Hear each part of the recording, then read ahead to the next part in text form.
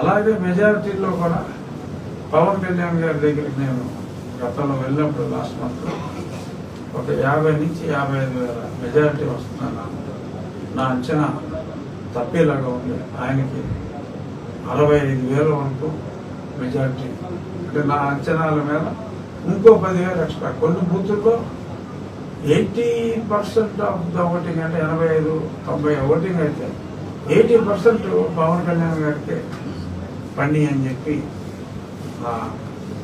Early morning విచారణలో తెలిసింది. 60,000 పైచిలకు మెజారిటీతో చంద్రబాబు నాయుడు గారు కానీ పవన్ కళ్యాణ్ గారు కానీ ఉండబోతున్నారు. అలాగే ఆ తర్వాత కన్నా లక్ష్మీనారాయణ గారు కూడా చాలా పెద్ద మెజారిటీ, వెంకట రాంబాబు గారు అతి దారుణంగా ఓడిపోతున్నారని చెప్పి అక్కడ రిపోర్ట్. కన్నగారు స్నేహితులే, రాంబాబు స్నేహితులే, బట్ చెప్తున్నాను జనరల్ ఇన్ఫర్మేషన్. ఇది కరెక్టా కాదా అనేది 4వ తారీఖు తెలుస్తుంది అనుకోండి, బట్ ఖచ్చితంగా నిర్ణయం అవుతుంది అనుకుంటున్నాను. అలా ఎంతోమందికి చాలా మెజారిటీలు వస్తాయి.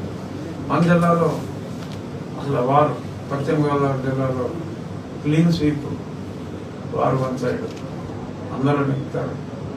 ఇంకేం అసలు 150 అనుకున్న తర్వాత ఎవరు ఓడిపోయాడో చూసుకోవాలి. వారిని ఎవరైనా ఓడిపోవాలి తప్ప ఈ గాలిలో, ఈ తుఫాన్లో పెద్దగా ఓడిపోయే వాళ్ళు చెప్తున్నాం. మెజారిటీలు అయితే వాళ్ళు ఓడించాలని చంద్రబాబు నాయుడు గారిని ఎంతో ఖర్చు పెట్టి 4,000, 5,000 ఇచ్చారని అంటున్నారు. ఏమిచ్చినా 60,000 పైచులకు మెజారిటీతో తెలుగుదేశం అధినేత జనసేనాని ఉండబోతున్నారు.